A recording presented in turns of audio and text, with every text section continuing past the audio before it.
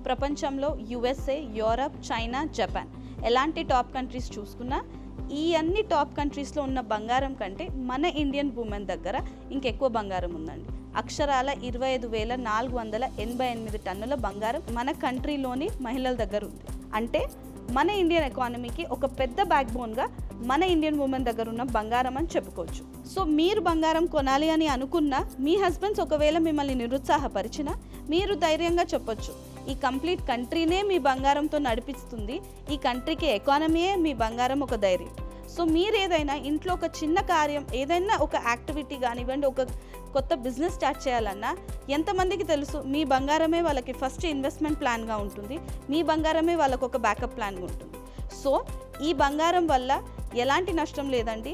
ఎలాంటి కష్టాలలో వచ్చినా ఆదుకునేది మన బంగారమే.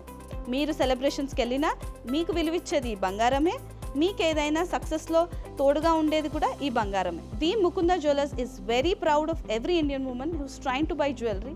మీ జ్యువెలరీ వల్ల ఎలాంటి నష్టం జరగదండి.